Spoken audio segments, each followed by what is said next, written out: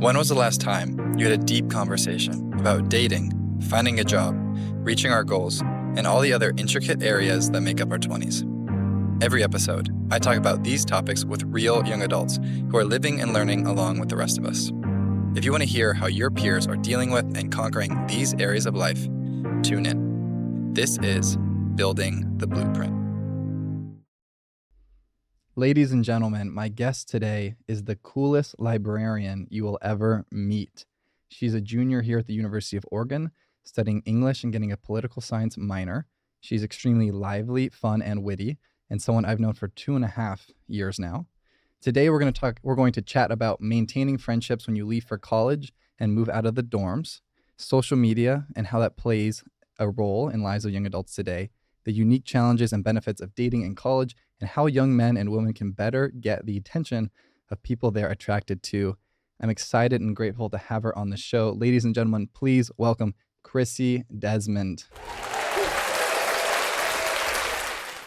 Hi, everyone. Krissy, welcome to the Krissy. show. Thank you. One correction, I'm not a librarian. What are you? What's your title? LSA 3.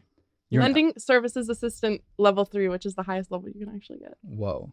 Level 3. She is Yeah. a black belt librarian, is what you're saying. You're Yeah. a black belt librarian. You are the chattiest librarian I've ever met. Yeah. I'm going to keep calling I've been told I'm the personality hire by probably everyone in the library. They're like, you don't know what Just you're doing at all.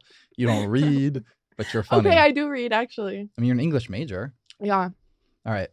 We start every podcast now with some rapid fire questions. Okay. Are you ready? Yeah, I'm ready. They got to be gut reactions, okay? Okay. If you could only eat one meal for the rest of your life, what would it be? Ooh. I don't have a good reaction to that one. Probably maybe pizza or some kind of chicken. Favorite TV show? No Girl. If you could have dinner with any historical figure, who would it be? Abe Link. Favorite place you've ever been to? Madrid, Spain. What's one thing people will be surprised to learn about you? I was gonna say that I have 3 cats, but I think that's pretty expected. Is it? I don't know if that would 3 cats? Yeah, I have 3 cats. Favorite artist right now? My favorite artist, number 1 on my Spotify has always been Drake, but that's not my favorite artist right now. I would say maybe I've been really into Miss Lauryn Hill. Miss Lauryn Hill. Yeah. City life or small town? City life. Who's your celebrity crush? Timmy Shaw. Biggest pet peeve? Oh, loud chewing. Early to the airport or show up last minute? Show up last minute. What's a goal you're working towards right now? I really wanted an internship, but I didn't get one because I didn't apply to any. And you're working towards working this summer? Yeah, I want to work this summer, but my car broke down, so You're in a bit of a pickle. I'm in a pickle. Mm-hmm. Hopefully I can work somewhere walkable. Are you going to work so you were a waitress before? Yeah. You could do that again. It's so inaccessible to get there from my house without a car. And your car broke down? Yeah. But my mom works at a country club, so I could get a job there. But also, again, can't get there. You as a cart girl, you make so many tips. I know. That'd But they don't have I would work in a cafe or something. Okay. I wouldn't be a cart girl. Even though I really want to be a cart girl. I feel like that would be fun. You'd be a great cart girl. Yeah. Great job, Krissy. Thank you. I'm excited to start the show off talking about friendships. Okay. Because we met originally in the dorms. Mhm. We're both juniors here at the University of Oregon. I kind of just walked into my dorm one day and you were sitting on the ground. You kind of just appeared, and I'm grateful that you did. Yes. And one of the things we were reminiscing about before the show was how we used to hang out 4 times a week, and now we hang out once a month. Yeah. And kind of talking about, how much of that is us growing apart and how much of that is us just not living near each other anymore. And, I'm curious for you in your life, what do you think plays a bigger role? Actually maturing and growing apart from someone as a person, or just literally not living next to them anymore? Well, I think freshman year living in the dorm creates a lot of friendships of close proximity. And you're really only friends with a lot of the people in your dorm because you basically live with them and you have to share everything with them, and it forces you to be friendly and connect with the people that you live with. Otherwise you're just not going to have a good experience freshman year. But obviously that wasn't the case with us and all of the friends that we made in our dorm. And I think that that's once you don't live with someone, you have to make like a very conscious effort to reach out to them and to like keep connecting with them.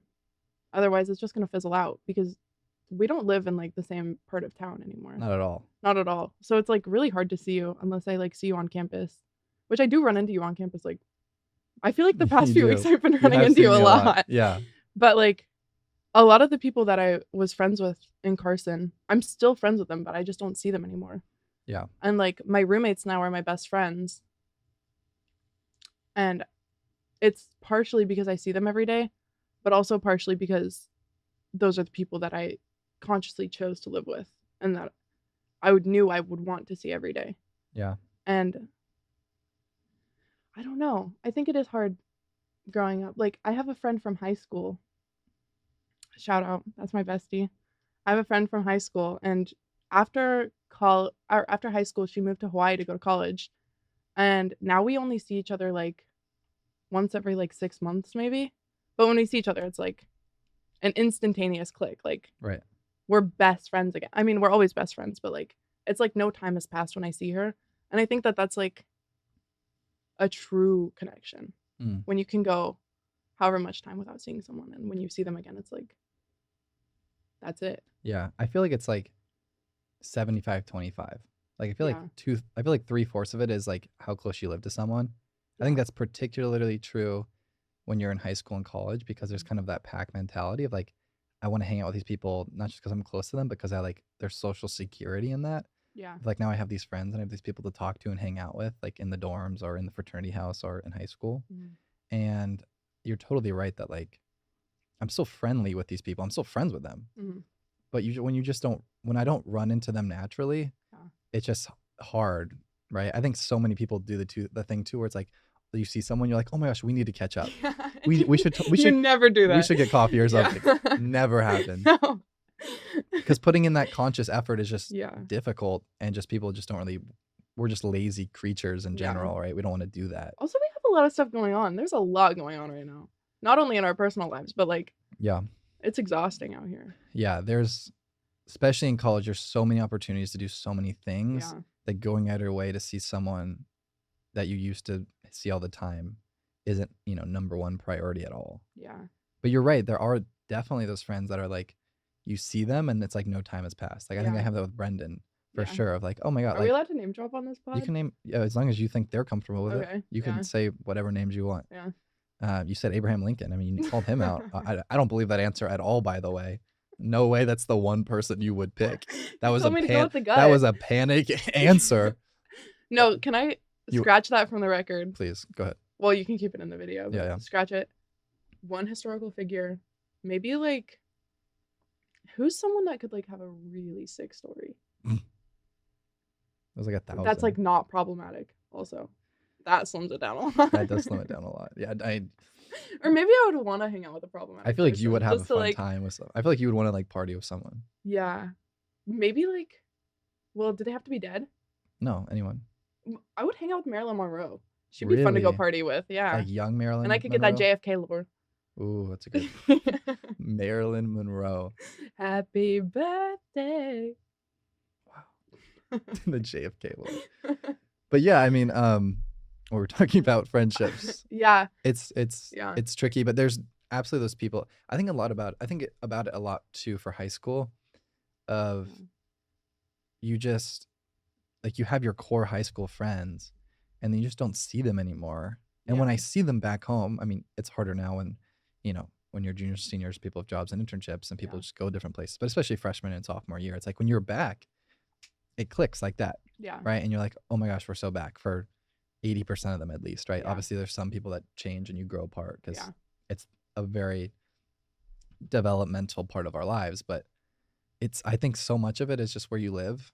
And I think that or where you go to school. And I think people underestimate how important that is because that really actually does determine your friends. Same with where you work too, right? Where you work, your coworkers are going to be your friends. Yeah. What clubs you join, those people are going to end up being your friends. I mean, it's also like right now we have the biggest pool for like friendship possibilities or like romance possibilities or anything. Like we're never going to be exposed to this many people our age in such close proximity ever again. Because of college. Yeah, college. Yeah. So Yeah, it's like it's kind of overwhelming sometimes. yeah, too many choices. Yeah. Yeah. I don't know, you may have seen this or not. There's a cool study that shows like people buying jam, and basically they had free samples, right? And in Yeah. one study they had like over 20, I think it was maybe 30 free samples of jam. It was like a ton. Yeah. And then almost nobody bought jam when there's 30 free samples. And then in the other sample control group, they had four or there was three or four. Yeah. And then like 30% of the people bought jam. And it was showing if you have Huh. too many options, it's Yeah. actually overwhelming and you Yeah. can't make a decision. And that definitely happens in college Yeah. for clubs or for people trying to date someone or for making friends or for choosing a class or a Yeah. major Major, or a even finding your job. major. Yeah. Well, yeah. I want to talk about female friendships a little bit because this is a Okay. topic I've never talked about on the podcast. Yeah. And I think it's pretty, common thing to say that like female friendships are more volatile than male Mhm. friendships, right? You guys get deeper, you get closer. I feel like you also like friendships end more often. There's more Yeah. drama. There's just more, Yeah. right? Why do you think that is? I think there are a few reasons. Well, first of all, from like a lot of the male friendships that I've witnessed or like male friend groups, like they've all been friends forever. Hmm. And what's like keeping them together is like the loyalty and also the fact that you just like know these people, like you love these people. So why would you change it, you know? And like with women, not that I'm saying that that doesn't exist, but like I've seen it a lot less frequently that like friendships and like friend groups of girls don't really stick together as long or as consistently as male friend groups. And I think it is because like the friendships are more like emotionally connected and intertwined. Yeah. And like I rely on a lot of my friends for like emotional advice and I like really open up to them. So I've also been in friendships with girls where it feels like exclusivity is like a big deal to them. Like, Like you not having a bunch of other yeah, friends. or like not a bunch of other close friends Hmm. to where it feels like it's almost like a relationship. Hmm. I'm like, you're my friend, you're not my partner, you know? Like, I need you to be here for me, to just like listen to me, to hang out.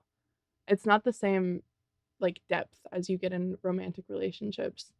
But also, some of my most valuable relationships are with women.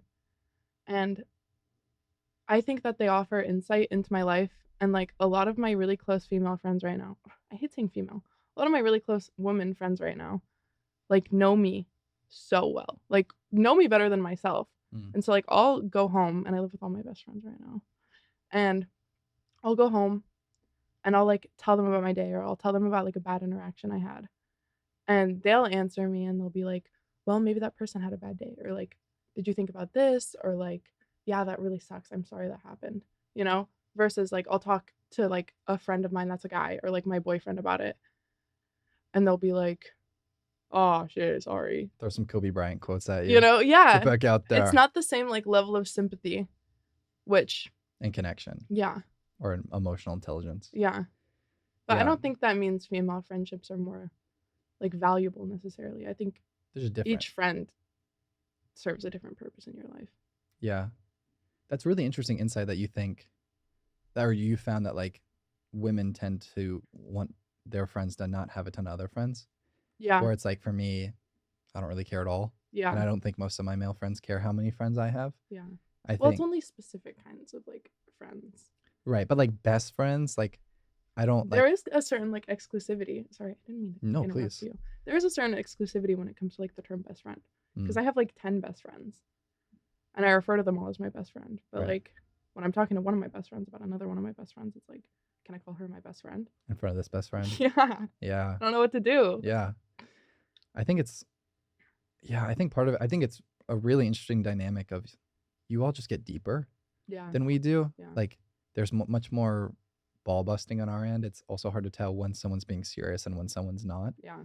And I think that just gives you more ammo Yeah. of like, okay, I have more ammo to like help you and I also have more ammo to hurt you. Yeah. Yeah.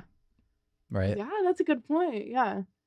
I mean, also, just like the idea of like men not being allowed to be vulnerable or emotional goes a lot deeper than like what we could get into on this podcast. But I think that that also plays a role in like their friendships. Like, I feel like a lot of men have the most valuable relationships with like their girlfriends or like friends that are women, just because like they have a certain level of like vulnerability that they can't share with a lot of their guy friends. At Yeah. least from my observations, I don't know. Yeah, I feel like girlfriends for guys are kind of more like their therapist Yeah. because you can't get that. You don't really get that out of your friends Yeah. for most friend groups.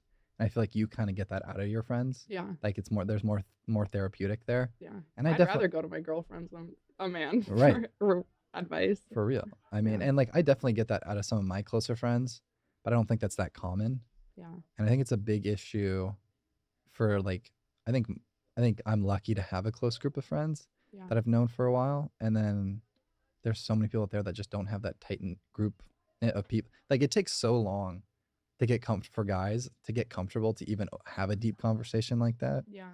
and for guys that didn't make friends freshman year Mm. or don't have those tight knit connections that they've been developing, for a while now, Yeah. like it can be really isolating Yeah.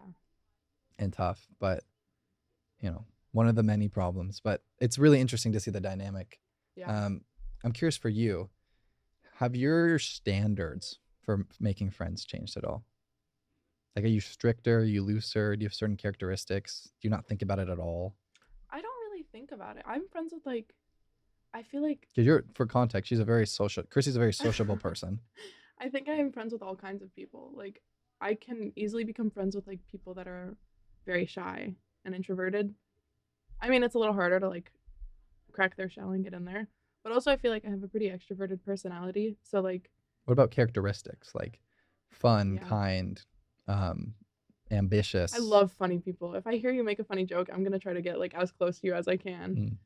And also like I don't know, I feel like humor and like if someone says something like out of pocket You or just love like it. something unexpected, I'm like Yeah, I yeah. gravitate towards that. I love it. But also just like kind people. Like I go off vibes. You go off vibes. Vibes. Yeah. I feel like I like two things are my biggest things now that have changed, but like it changed all the time. Yeah. But I feel like and like to be completely honest, in the moment when I'm meeting someone, am I thinking about these two things? No. It's more like in retrospect and like Yeah. after hanging out with people a few times, right? Yeah. Because I'm not like, oh, that person was cool. Let me like schedule this meeting and watch for these three characteristics. Like I'm not that much of a Yeah. robot. But like in retrospect, right? I feel like the people that I get along with the best and that I really want to be around are people with one really good awareness. Yeah. Like social awareness is huge. Social awareness, emotional awareness, Yeah. right? Just like general awareness. And you can tell, right? Yeah. And just awareness of, I don't even know that much, right? Just Yeah. like, anyway, awareness. And then, like, are they giving me energy? Like time Yeah. and like attention, like Yeah. focus. Like you can really tell, like, okay, does this person actually want to talk to me? Yeah. Are they actually engaged? It's so hard to try to talk to someone and they're just like visibly distracted. Or don't they keep like care. checking their phone. Yeah. Or like keep looking at other people. Yeah. Or like you're having it. like you're always the one to start or initiate topics and you get Yeah. one word answers, And I've definitely gotten to the point now, especially with the podcast, especially being in college, where you meet so many people where it's like, Yeah. I don't need this. Yeah. You know what I mean? Of like, if this works out, like, let's be friends. I can't wait. Yeah. But I'm not going to force this. Like, Yeah. I need to see you're giving me the energy back. Yeah. For I didn't have this in the questions originally, so this is going to be new for you. But Okay. one of the interesting dynamics that I've thought about a lot is in terms of why guys tend to have thicker skins, it seems like. Mm-hmm. Not thicker skin. Let me rephrase this. What I'm getting at is I think it's a really interesting dynamic of guys making fun of each other in ways that women don't. Yeah. Right? Like we call each other out more often. We make, insults and jokes more often. Yeah. For better and worse. Mm-hmm. And women are more supportive. You also always give compliments all the time. Mm-hmm. Right? Like women are super compliment heavy. Mm-hmm. We're super kind of insult heavy. Mm-hmm. And like, I'm curious if you think there's any place. I think there's definitely a place for compliments to come more into like men interactions. Do you think there's any place for like insults actually, and like maybe not as much optimism in your interactions with your friends? If I can, does that mean like? Yeah, that I think makes sense. That's a sometimes good like question. like I think last thing I'll say is like, I think men take compliments way better. Mm-hmm. Not meaning they take it better, but meaning it means more to them because Yeah. they get it way less often. Yeah. And I feel like if I was a woman and like my friends every single day were like, you look beautiful. Yeah. I feel like it wouldn't mean anything to me. Oh, I love compliments. I take every compliment so personally. And it feels that way every time. Yeah, I think so. It doesn't If it ever comes from feel the right person, because sometimes if you're like, "Oh my god, you look so pretty today," and then your friend is like, "Thanks, you look pretty too," then I'm like, "You're just saying that to me because I said it to you first." right. But if they initiate it, it always feels good. Mm, okay. So I just feel like from my observations, like it's nonstop all the time, Yeah. and I feel like if I were in that situation, I would lose track of what's real and what wasn't, and that would make the real ones not feel as good. Well, I guess what I tell myself is like, they wouldn't say it if they didn't mean it. You know? You don't think so? When I give compliments to people, it's based off like gut reactions. Like if I see someone and I really like their hair Mm-hmm. and I like happen to talk to them, I'm gonna be like, I noticed your hair earlier. It looked so good. Mm-hmm. But don't you think women like in general like tend to give? You don't think they give compliments they don't mean? I hope not. No. I mean But that's good to hear. I'm sure that it This is just probably my POV that I'm happens. curious about. But You think you would say the majority of compliments I are don't real? feel like I get complimented that much, Okay, cool. to be honest. I probably more than like you. What you get? Yeah. What do you mean by that? Get No, complimented I probably 24/7. get complimented like 3 or 4 times a day, which is a lot. That is a lot, but it could be on like little things like. So okay, so it's not as you would say. And also it's by like my close friends. Like I don't really get complimented by strangers very often. Okay, that's good to know. But also people are a lot more antisocial. Like yeah, but you would say the majority of compliments you feel are real, and I'm probably so. overestimating how many compliments you're actually getting and how many of them are coming from a not sincere place. Yeah, I think like I really hope a lot of the compliments people give are sincere. Because also like you would have to point out something really specific for me to be like, did they mean that, or was that like an act of like the only place that like I'm coming from, right? Yeah. Is like when we're going out. Yeah. Right? Okay, there are instances where like every single time I've seen girls get ready to go out, like every 2 minutes is compliments. Yeah. I feel like I wouldn't know what's real and what's not. Well, I can say this from experience. Sometimes if I really like the lip gloss that my friend's wearing or like how her hair looks, I'll just compliment it. So she'll be like, "Thanks, do you want some?" Or like, "Do you want to try my like hair tool?" Right. But also I want to use it because it genuinely looks good. So it maybe has ulterior motives. So maybe the answer is in general life, I'm overestimating I think you're overestimating. But then in those little pockets, yeah, it's probably true. Yeah. But the majority is all good. Majority is all good. Majority's in the clear. Cool. And it's just like the little pockets that I'm noticing of like, oh, like everyone's getting ready. Like it's just a natural, traditional thing. Maybe you're also hyper aware of it because you don't get complimented by your friends. That's a good insight. Because I've never really noticed. Like sometimes if you're going to a pre and you like walk in the door and there are like 10 girls in there, then you're just like, you hear like, "You look so good. Like I love that top. Oh my god, you look so good. Oh my god, what did you do to your hair? Oh my god, your makeup snatched. Oh my god, body." You know? That's exactly what I'm talking about. I love it though. I love it. Nothing makes me feel better than that. And also if I hear my friends going off, I'm gonna join in. It's a bonding activity, I think. Yeah. It's like it brings us all together. Yeah. Because also men don't compliment women that often. No. And we put a lot more effort into our appearance. We deserve those compliments.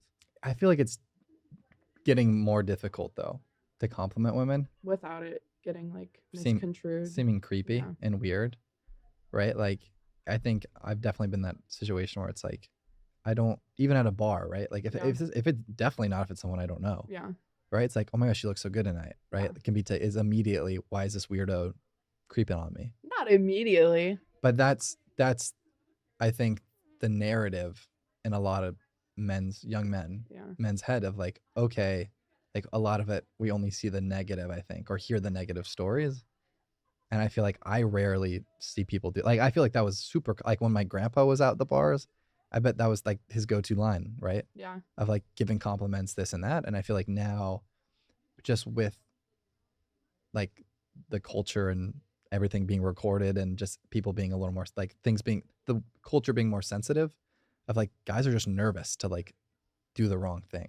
I don't know if it's necessarily the culture is more sensitive or if we're just more aware of how creepy guys are, you Right. know? Exactly. Like, I think a lot of guys are creepy, and we have to be on alert, especially at places like bars where you can get like roofied or taken advantage of, you know? Right. You don't always know where your friends are. If a guy is walking up to you at the bar, like, my mind initially goes to like, who is this? Like, what does he want, you know? Yeah.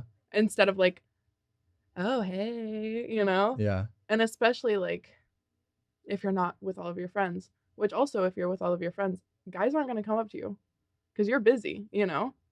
So it's like, I don't know. I think you make a great point Yeah. of like there's a balance between you having to be skeptical Yeah. because there are, I don't know what percentage, 15% of men. I don't know what the number I is. don't know what the number is either. That You don't make up numbers. rough estimate. If I had to throw it out there, right? Whatever Yeah. percentage of men that are like a problem and you Yeah. actually have to be wary of or Yeah. weary of.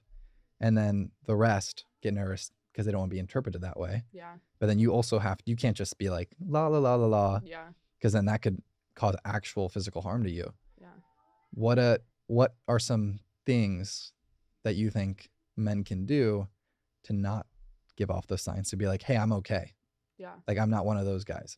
You can trust me. I'm not gonna roofie you. Like, you're safe. Yeah. Well, I think a lot of guys just need to get better at reading social situations and reading body language and reading cues. Because a lot of guys let their penises take over their brains and they're like, oh, this girl is hot. Like, I need to talk to her. And a lot of the time, she doesn't want to talk to you, you know? And it might not be because you're creepy. It might just be because she does not want to talk to you. And I think guys need to get better at reading that. But also, there's like a balance because I feel like a lot of girls have a hard time rejecting guys. And like, they might think that they're giving off the vibes of like, back off. I don't want to talk to you. But like, they're like, I don't want to hurt this guy's feelings. Like, I'm going to keep talking to him and like, hopefully he'll get the vibe and like eventually back off. But I think that just like approaching them with like a greeting, you don't even have to go in with a compliment. You could just be like, hey, like, what are you drinking? You know? Okay. Some of the classic lines, you know, and you should be able to get a read like off the bat. You tell if me she's like feeling you or not.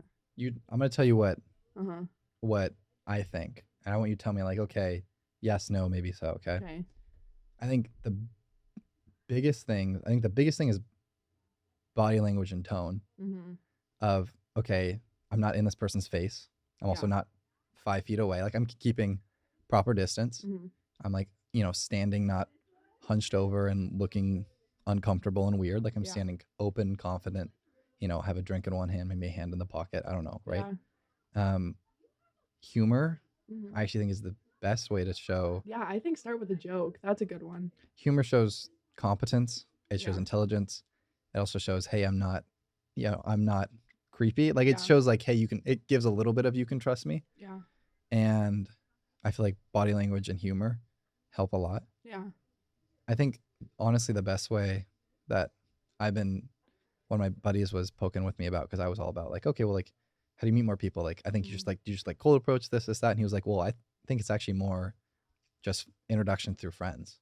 I think that's like one of the key ways that people meet each other. Because then you don't have to worry about that of like, okay, if my friends introduce me to this guy, he's not a threat. Yeah. He's not a threat. I don't know if I like him, but I know he's not a threat. Yeah. Which is a big part of it. Yeah. And it's interesting. I was seeing a study recently that was showing men overestimate how much women like them, Yeah. and women underestimate. Or let me rephrase that. Yeah. If we're at a bar, right, Mm-hmm. and I'm looking at you, right, I overestimate the signs that you're giving. Meaning, men are more likely to go, "Oh, that woman likes me," when she actually doesn't, and women are more likely, if you like me, to give off signs. And you're going to overestimate, like, oh, like, he can definitely tell that I like him, when you're actually giving off a few signs that I can't tell at all. Yeah. So it's like men are quicker to jump in when they probably shouldn't. And women are slower to like open the doors and be like, hey, like, come talk to me. Yeah. When you think you're making it more approachable. You're super approachable, but Yeah. you're not as approachable as you think. Well, that's also like what I was thinking when you were just talking about like what you have to do when you approach women and you were like, stand close but not too close. I think just go for the vibes. Mm-hmm. You overanalyze it too much. And I think a lot of guys overanalyze it too much. You know? Like, dating shouldn't be complicated and you shouldn't have to like, well, it is complicated. Yeah. But like, Oops. Initially, like talking to people and meeting people should just be like lighthearted, you know? Especially now we're in college, you know, there's like nothing on the lines, Yeah. you know? Even if you don't end up like talking to them or like hanging out with them again, just like meeting them and talking to them is like, Yes. we're so privileged to We, like be able to talk to so many people our age. we are. We're socially privileged for sure. Yeah. I think my whole thing with like the analytical part, and I'm going to relate this to golf. So excuse me here. I just spit on the mic. Stick with me here for a moment. The saying in golf is you're not allowed to fix your swing on the course, meaning golf is super, super technical. Like it's a really there's a million moving parts of your swing, and most of your time is spent on the range trying to align all these million different things, and it's really difficult. But the whole saying is when you actually go to play, you're not allowed to fix anything. Yeah. You have to play with what you've got. Uh-huh. And I think that should be the same approach here of like, I think it's really, really important to know all these things and to think about these things beforehand and think about, okay, like, and analyzing your past experiences. Like, okay, maybe I was too close. Maybe I had bad breath. Maybe I, was shaking. I don't know, whatever it is. And then when you actually get to that social setting, you're not allowed to think about it all. Yeah. Like, you kind of just have to I do mean, your it's also thing. like you can use your past experiences and what you've learned from other people, but it might not always apply, you know? Every girl is different. True. You can't have like a one size fits all approach. Right. You know, you have to, that's what it's like. You have to read the vibes. You know, you can come in with like, you might be like, I'm going to say this and it's going to be like a really sick bar. Do your hands you know, like you know, the like, mm-hmm. hey, little mama. No, but Let like. me holler at you real quick. I should do that, right? That's what works.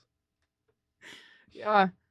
But I mean, it's like you might walk up to a girl and do that, and then she'll do it back to you. Like, what then? You know? Or you might walk up to a girl and she like makes fun of you. Or slaps me. And then or runs away. Runs away, yeah. You know? But that might work for the right girl. Yeah. I think that though is like that's more like what's my strategy? Yeah. I think awareness applies for everything, right? Yeah. I mean, so much of it is just improv. Yeah. Of okay, what is this person giving me? What are they not giving me? How friendly are they? Are they giving me like get away from me? Are they giving me like, oh, you're nice, but like no thank you? Yeah. Are they giving me like tell me more? It's not. It's all in the eyes. It's all in the eyes. It's all in the eyes, Chico. It's really not that hard to tell. I feel like it can't be. I think the problem is we're too like our ego's too big where we're like or like we hold on to hope of like this person's really cute. I've been talking to this person for 2 minutes. I'm getting 5 out of 10 signs like they're not really that interested. And I can tell that, but I'm holding on to maybe it'll change. Yeah.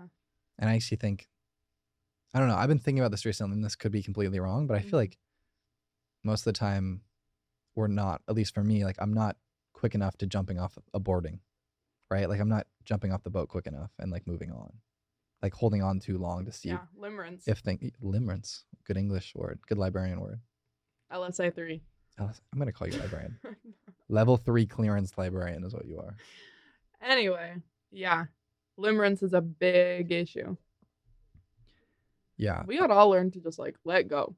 Have you heard of the let it happen theory? Or like the let them? Let them. It's like just let them. Yeah. Let them do what they're gonna do. They're not gonna change. You know, if they decide to do something, let them and move on. Yeah, my whole thing right now is like I'm not for them or they're not for me. Yeah. Like I've been doing that with like comments that are negative. I've been doing that with rejection. I've been doing that with presentations that I give if I get bad feedback or if whatever doesn't work out. It's like, oh, it's not for them. No. Or I'm not for them or they're not for me, right? Yeah. And that's not a bad thing. That's just the reality of like it's just not a match and there's nothing wrong with that. We're just moving on. The idea of rejection is really scary though. It is. It takes a really like strong sense of self to be able to move on from a rejection like unscathed. You know what's funny is I think one of the areas that I specialize in is rejection. And I don't mean that I hold on. Don't clip that. Don't clip that, chat. Clip that. Don't clip that. I don't mean that in the yourself. sense of I get rejected all the time. I mean the sense of I try things that are new all the time. Right? Like I set myself up for failure all the time. Yeah. And not in a bad way. No, that's a good thing. And as a result, I've succeeded, I think, way more than I would have, right? My point being like I've done that I go through that cycle all the time. Mm-hmm. And it's really, really interesting. If I found it really actually doesn't get much easier. Yeah, Like rejection therapy. I'm gonna be honest though, like I haven't found it gets much easier. Like every time, Rejection? like the idea of it, right? Yeah. So the idea of talking to someone that I don't know, Mm-hmm. that person's cute, I'm gonna talk to them, right? I've done that a bunch of times, and sometimes I've got rejected, sometimes I haven't. But like if I were like, I'm gonna go out tonight, and thinking about it, right, stresses me out a little bit. Yeah. Right? I know I might get rejected, and I've done it, and I've survived it, and I know I'll be fine, but it still scares me. Yeah. And what I've been trying recently, and what's been working for me, is okay. Like quantity hasn't been helping. What has been helping is like I don't think about it at all. Yeah. Meaning like I talked about it a couple podcasts ago and I tried it and it worked. I give a ton of presentations like all the time. I spoke to I presented to 500 people in the last 6 months, just me speaking. Mm-hmm. And then when I give a class presentation to 20 people, I get nervous. Yeah. Why do I get nervous? They're ridiculous, right? So what I've been doing is like I don't think about the presentation at all, and then I get up and I give it. Yeah. And like I'm fine because like the fear is really the expectation. Like this thing is coming. When I'm in that moment, and I'm talking to that person in the social setting. I'm fine. I love it.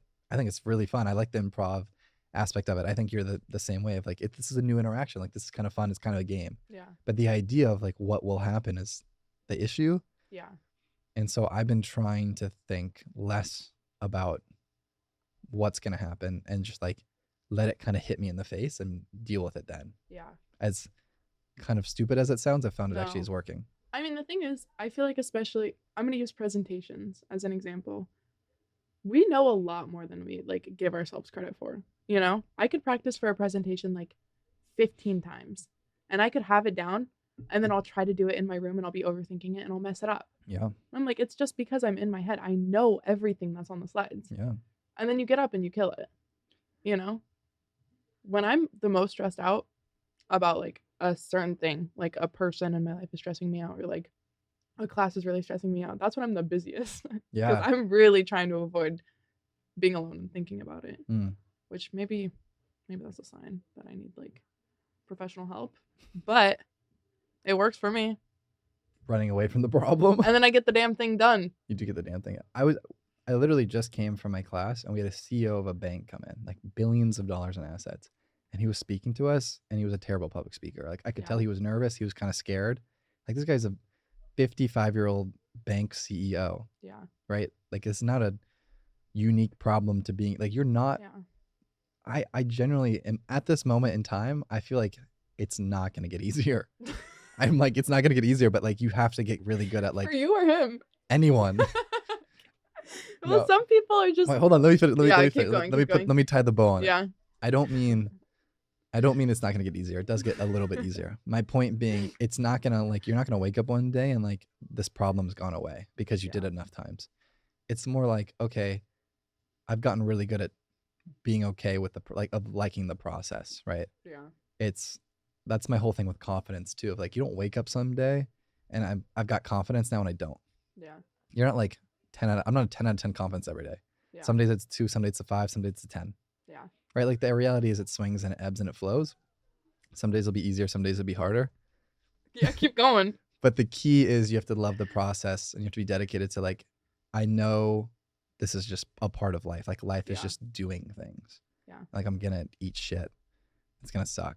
And I'm scared. Yeah. And I'm gonna do it anyway.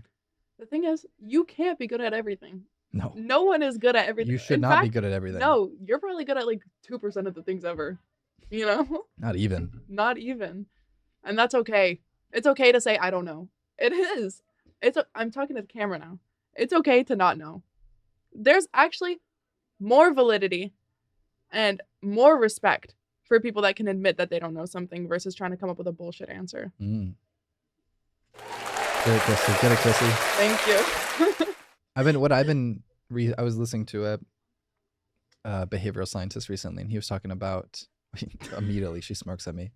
Lately, I was listening to Lately, excuse me. As teacher's pet, I was like, actually, I think you forgot to give us the homework for tomorrow. Yeah, actually, I have 5 more questions. I know class is up, but do you mind if I hold the whole class back while I elaborate on this topic? That's you. I was listening to a behavioral scientist recently, Yeah. and he was talking about like fears and anxiety and Mhm. stress, and talking about like just addressing it and getting as like specific as you can about it. And that's something I've been trying recently of like, okay, you know, I'm scared to raise my, like, I was just in class, right? And I Mhm. had a question for the CEO guy. And then all of a sudden my heart pounded a little bit. I got a little nervous, right? Yeah. Because I'm about to ask a question in front of all these people. I was like, all right, why am I nervous? Yeah. Well, I'm nervous that I'm going to stumble and say something stupid. All right, why am I nervous? What does that mean? Well, everyone's going to think that I'm an idiot or I'm going to like get embarrassed. Okay, Mhm. what does that mean? Well, I don't want people to have bad perceptions of me. And like, I was kind of like repeating in my head, like, okay, I'm scared that these people are going to have negative perceptions toward me. And like, I kind of kept repeating it to myself. Like, I'm scared that people are going to have bad, perceptions of me. Yeah. And then I kind of actually I calmed down a little bit when Yeah. you kind of look it in the face. So, you know, We're so silly sometimes. none of this is real. I'm just It's kidding. based off fake events. It's like they're everything. Life is life is a tragedy in short. If you look at life through a microscope, it's a tragedy, and if you look at life from abroad, it's a comedy. That's not my quote. Someone else's quote. But the idea is like your day to day life. You're like, this Yeah. is so sad. This sucks. Like life is so hard. And then you look at the broader perspective, like that was hilarious. Like Yeah. that's so silly. That doesn't mean anything. Yeah. And having that awareness helps a lot too in these social settings and getting a job and trying new things. I don't even know how we got on this topic. We're But all on a floating rock. Wow. we're on a floating rock. We didn't even go to the moon. No, I'm just kidding. Katy Perry. Katy Perry. Hey, the amount of Katy Perry memes I've been getting is hilarious. F that hoe. Whoa, whoa, whoa, whoa. Breaking news. Yeah, Krissy no. Desmond coming after Katy Perry. And I went to her concert in what, like 2013? Do you actually not like Katy Perry? It's just like so out of touch. Oh, But at that the she went sa- to space? Yeah, it's like really, You really. wouldn't go to space if you had the opportunity? If I had that much money, going to space would be the last thing I thought about. What would you buy? I would buy so much stuff. And I would help so many people. They can help so many people and they choose not to.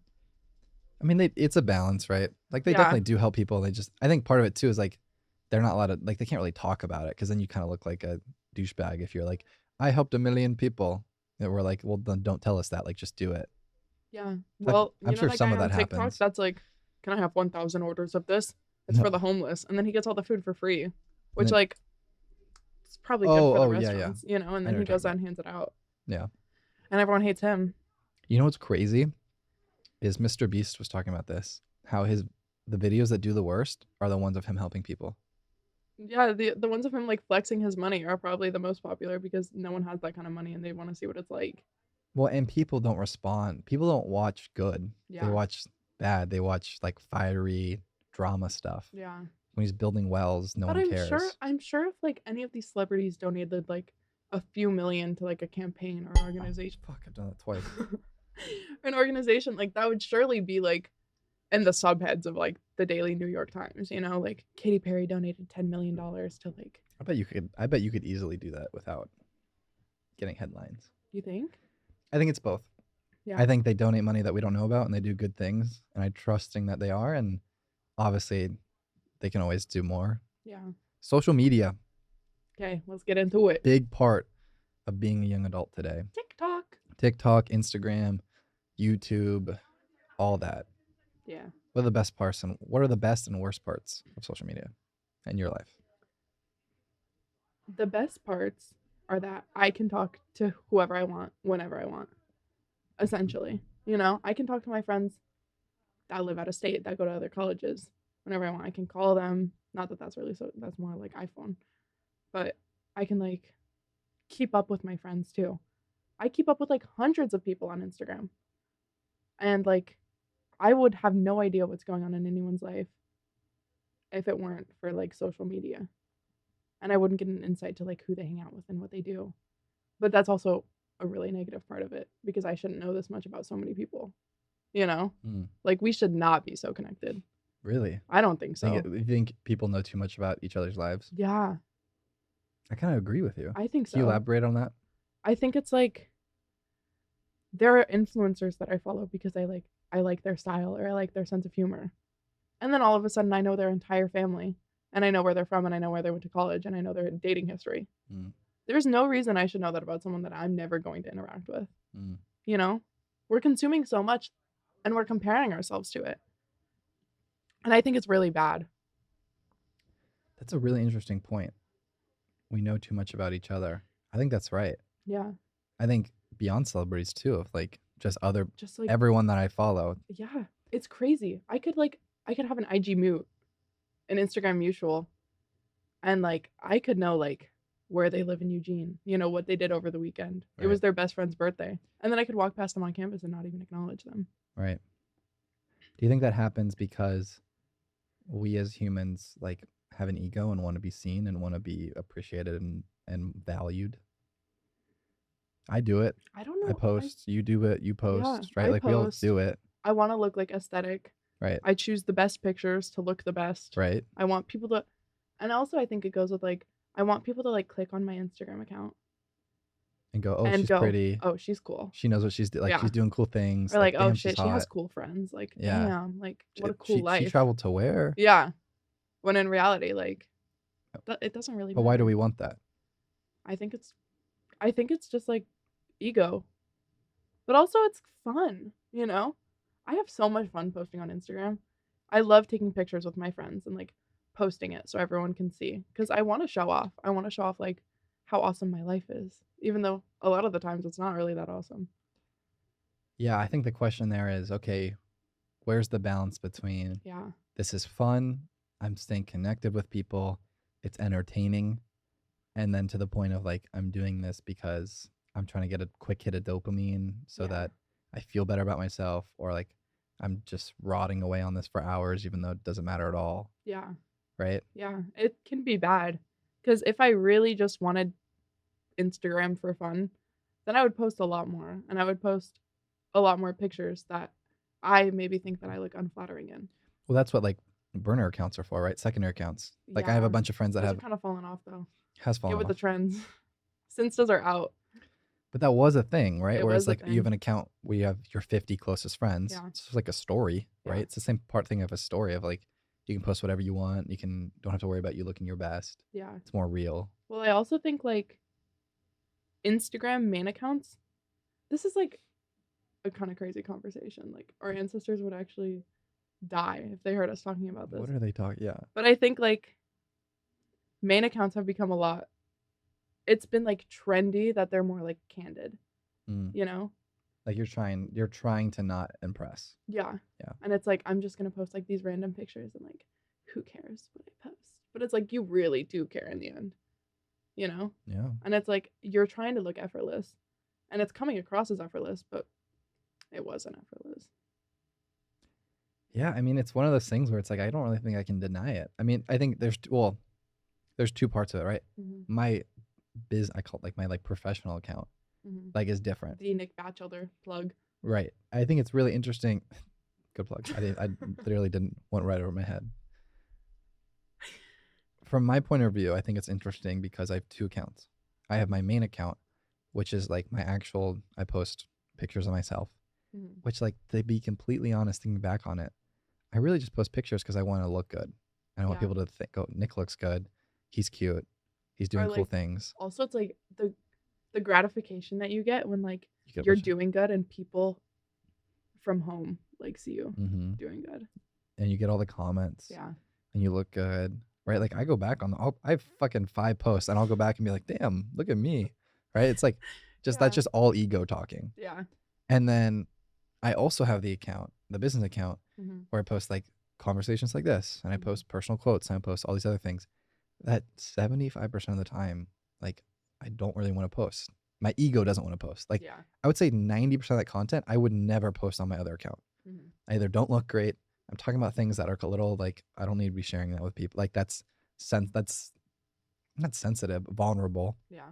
I'm like personal. Like I posted like a personal quote today that was, now is the easiest time it's ever going to be to chase my dream. So I'm going to do it now rather than later. I would never post that on my main story. Like that is so cheesy. Like I would be worried about what people would think about me. Like, what is this guy talking about? Yeah. And yeah, I mean, I don't have a point there, but I think you sell it really well. What do you mean? Like when you post something like that, I'm like, yeah, that's Nick, But if like I don't know, one of my other friends were to post something like that, I'd be like, what do they know about that? What You are they know? trying to? But you're like making the effort. You're doing the thing. You're doing the damn thing. You know? You're doing the podcast. You wrote a goddamn book, for fuck's sake. I haven't written a book and I'm an English major. So what's going on? You're a level 3 I'm librarian. an LSA 3 Mm, and I haven't written anything. Well, I've written something. it's coming out in 3 weeks. Krissy Desmond. It's coming out soon. When will this be up? This will be out on Wednesday. Oh, quick turnaround. Yes, twice a week Just now. in time for my birthday, May 4th. May 4th. Yeah. Anyone listening, Buy me a shot at Max's. If you go to University of Oregon, Krissy Desmond will be there. Buy her a shot at Max's. Yes.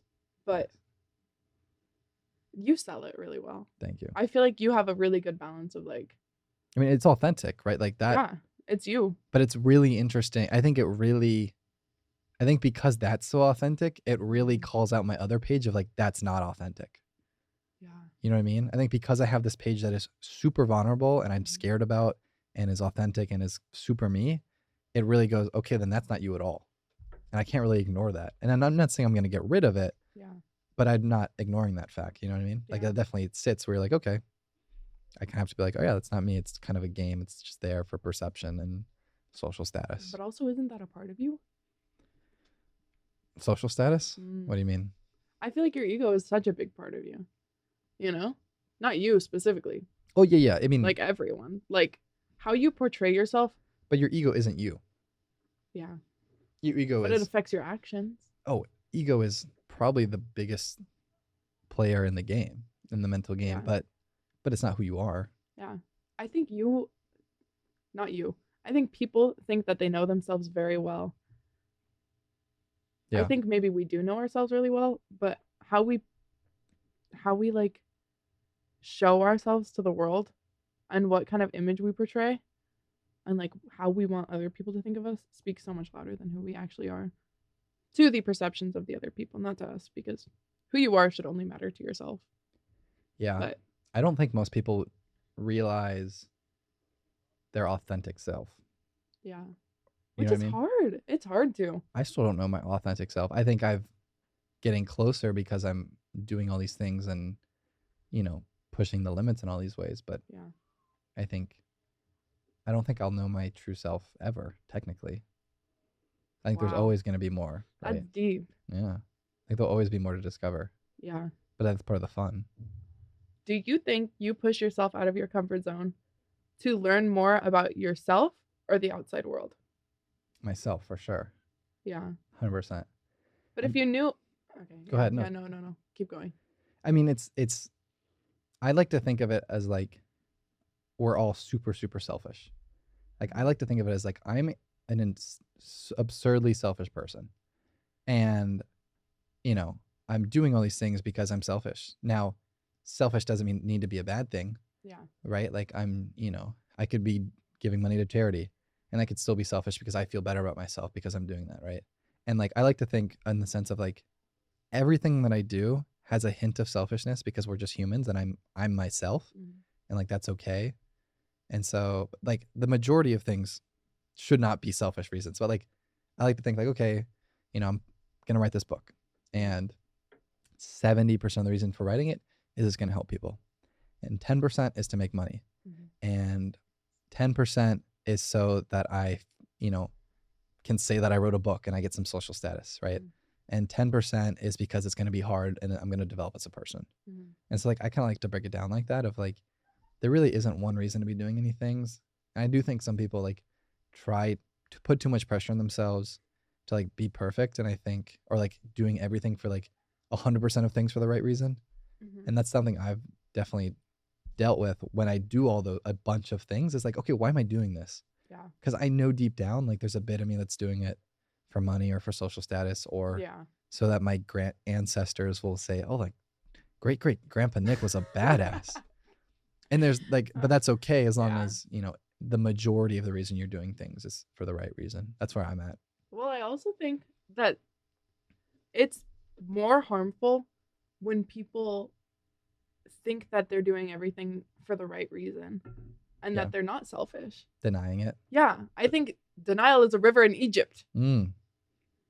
I think denial is For all those listening, Krissy gave a little shoulder shot. A little Uh-uh. some here, some there. I think like not acknowledging your selfish. I hate saying selfishness. But I Not think, acknowledging. I think it's okay. I think I'm it's a not bad saying it word, in a negative connotation. right? But I think it should be. I think you should be okay with No, saying that. yeah, I agree with you. When I say it, it feels wrong yeah, because there's a negative connotation to it. yeah, But I don't think there should necessarily be that. yeah. I think not acknowledging your selfishness and doing things for yourself is more harmful than like just saying like, yeah, I did it and I feel good about myself for it, but I also helped a lot of people, you know? Yeah. Or like, yeah, I got a lot of likes on my Instagram post and I feel good about myself, you know? Yeah. That's not necessarily selfish, but it's definitely like appealing to your ego, and it's okay to admit that. I feel like if a lot of people came out and stopped trying to like put on a face of being such a good person 24/7 and like doing things solely for other people. No one's like that. Mm-mm. And I think we all just need to like talk about it a little more, cuz when I say I'm doing something and like it kind of comes across as like I'm being selfish or I'm being like self-obsessed or I'm being arrogant, I feel like a shitty person because like everyone else is like, "Oh, you know?" Yeah, I don't think you can do like even like Mother Teresa, Yeah. right? It's like, well, she was also being a great person because she wants to go to heaven. Yeah. Like you could say you could say there's ulterior motive there, right? Like I think you're completely like I think you should be aware of when the majority of the reason is for the wrong reason. Where like I could Yeah. make an argument that like okay, with Instagram 70 to 80% of the reason I'm doing it is for my ego, Mhm. which okay, then I recognize maybe that's not the best thing. Yeah. But then I can also recognize, okay, with my podcast and the book and the other things, it's like, okay, well, 80% of the reason I'm doing that is for the right reason. Yeah. 20% is for other reasons because I'm human and because I need to make money and because, I get some social status from it. Yeah. Right. Yeah. But this is a great example of like, this is a vulnerable thing to talk about. Yeah. I wouldn't talk about this on my other stuff. Right. Yeah. So I think it's a really cool part. And social media is, I don't know if we can, this is why this is a great part. I knew this was going to happen too, where I knew we were going to go on so many tangents, but Yeah. I love that because Yeah. we're much more, when I don't have to look at the questions and I can just be present with a guest and like we Yeah. can jump from thing to thing from like genuine curiosity. And I'm not like, okay, what was the next thing I wrote down? Like, Yeah. I love that so much. Yeah. All right. We have limited time, but we still have plenty of time to talk about our last topic, which is relationships in college. Yeah. And, relationships in college are interesting Mhm. because you're living this 4 years of your life, 5 years for some, is unique. Mhm. You're never going to have it again. Yeah. And it can be difficult to be, okay, like, do I date someone right now? Like, I can date someone. Like, there's so many things that I can be taken advantage of. Like, is it worth my time to be in a relationship? Yeah. Like, what do you think about that? I honestly don't know. I spent 2 years of college single. And Yeah, for context, Krissy is a I do boyfriend have right a now. boyfriend. And yeah, I guess the first 2 years I really became independent and I learned a lot about myself and I made really valuable friendships. And I'm doing well in school. I feel like I'm living like a pretty average college experience. Not that there is one because every person that's in college has a college experience. Mm-hmm. But like I don't. All right, so let me think about it. rephrase. So one of the questions I wrote down before was like, how can you tell when someone's adding to your college experience and taking away from it? Because I think that's a big Yeah. one too that you kind of have to. I guess that's less of a thing to discuss and more like a question for anyone out there listening to like ask yourself. Yeah. Is okay, is this adding or subtracting from my experience? Yeah. I think something that's really important to me that I found in my current boyfriend is that like he advocates for me to have fun. Mm. Like he prioritizes time that I spend with my friends. Mm. Like individual time, Like if I'm hanging out with him and I'm like, all of my friends are hanging out right now, like I kind of want to go hang out with them. He doesn't get his feelings hurt because like this is the only time that I get to live with 4 of my best friends right now. And it's like that is also the college experience. And it's like hanging out with people your age and like having very few responsibilities Yeah. is like so freeing. And it's like there's so many opportunities that you have now to just like mess around and like I don't know, just like chill and like do fun stuff with fun people before you have to like go out into corporate America. Yeah. It can feel like a restriction Yeah. on a restrictless time of your life. Yeah. And it's also like having a partner that you can have fun with doing whatever Mm. is also so beneficial to just like general life, but Having also someone you like can bring along for the ride. yeah. Yeah. Like if I have to go to the homework, If you have to go to the homework, English major my ass. Can't do it. I have to go to the library and do my homework. Like my boyfriend wants to come. I know it's going to be more fun than me just going by myself, but I'm still going to get stuff done. Mm-hmm. You know? Like just having someone that you can be with and it doesn't always have to be like doing something crazy. Yeah. You know? Do you think college relationships are good practice for relationships after college? Because that's another dynamic of it of, okay, right, relationships get more real Yeah. when you're out of college because then there's the added element of like, oh, I actually might marry this person. Yeah. And college can maybe be a good time for people to like fail and learn Yeah. and try things, right? Yeah. Do you think that I is think worth that it? in college you really find like through the trials and errors of like dating and meeting people just in general, you get such a good sense of like what you want from a partner. And like you learn so much about not only yourself, because you have to know yourself before you get into a serious relationship. Yeah. To a certain level, because you can't learn who you are and also learn who someone else is at the same time. That's really hard. Yeah. So like you have to have like some sort of a sense of like who you are or who you want to be around you to be able to have a partner. And you guys can grow together, but like it's just harder. And I think wait, what was the question? We were talking about does college help you have more Oh, yeah, successful yeah, yeah. relationships in the real world? Yeah. I think so. Yeah. Yeah. I think it gives you a grasp of like what you want and who you want in a partner. And also it's like college is like kind of just like practice in general. Like you're Yeah. practicing for like your future job. You know, you're living by yourself for the first time for most people. Like You're practicing going to the bars. you're practicing going out, nightlife. Yeah. Yeah, You're practicing relationships. yeah. And that's not to say that you should go into relationships or things like that with the sense of like, oh, this is just practice. No. But that's just the underlying aspect of college of like Yeah. no one really knows what they're doing. And also a lot of people meet their life partners in college. Yeah, it's true. And it's a lot less intimidating, I feel like. Yeah, there's 'Cause less when you're- expectations. Yeah, when you're out of college and you like plan dates with people and you go to fancy dinners, like that's kind of stressful. Yeah. And then you got to talk to them on like the first day of like, how many kids do you want? You Yeah. know? Yeah. I don't know. Hell no. Oh, I don't know. I like what you said too about like both people have to like kind of know themselves. Yeah. Because that was something I was talking to my last guest, maybe my last guest about. I don't know if it was on or off air, but we were talking about like I was kind of in the mindset of like you need two halves to make a whole, and he was more in the mindset of like no, you need two wholes to make a stronger whole, right? Okay. Damn it. Got that.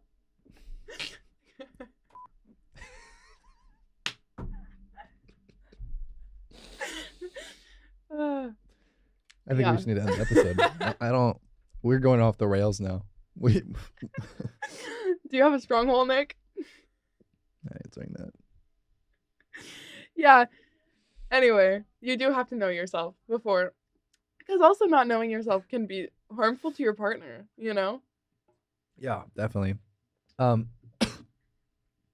Dating in the other thing which is interesting about like dating in college is you're around them more often. Yeah. I think it's really interesting too. Of like, there's always the element of like I don't know because I haven't done the real world yet. But like for example, I feel like I see with couples like they go stay at each other's houses all the time, right? And I think that happens quicker than it would in a real relationship, right? Because you have a job and you can't just like hang out. You can't like text someone at 9 p.m. on a Tuesday, hey, do you want to come over? Yeah. Right? Or you just see them more naturally in life. Or if you break up, you're also like still in this space with them. Yeah. So you're going to see them all the time, Hmm. right? Like it's different in so many ways. Yeah. It's interesting. Krissy, thank you for coming on. Thank you for having me. We have a closing tradition on this podcast, which you have been stressing about, I have been stressed. in which the last guest leaves a question for the next guest. Okay. Not knowing whom they're leaving a question for. Uh-huh. And the question that has been left for you, if I can get to it. If you could live in one city other than your hometown that you haven't been to before Mm. for the rest of your life, what would that city be? Ugh, What do you think? that's a good. I'm trying to think like would I want to go internationally For the rest of your life, keep that in mind. that I haven't been to, like New York maybe. Maybe like San Fran. I've never been to San Fran. Mm. I feel like it's close to home. Yeah, It's a good environment. Probably good like job. you would get a good Landscape. job. Yeah, That- yeah. Yeah. Yeah, it has good jobs. It's- LinkedIn. LinkedIn, Google, Uber, all that good stuff. Okay, what Was about a LinkedIn place? created in SF? Silicon Valley, probably. Wow. South, The more you know. the more you know. Okay, what about a place you've been to? Other than your I home? want to live in Chicago. Chicago, Chicago. when you're done? Yeah, I would love to live in Dish pizza? Chicago. I would like live in London, but it's too expensive Mm. and too far away and cold and dark and sad and depressed. Chicago's cold. Yeah, but at least they have Lake Michigan. Krissy, I really appreciate you coming on. This is really fun. We have to hang out more. We totally have to hang out more. No way. All right. Thank you, Krissy. Thank you, everyone, for listening. Thanks, guys.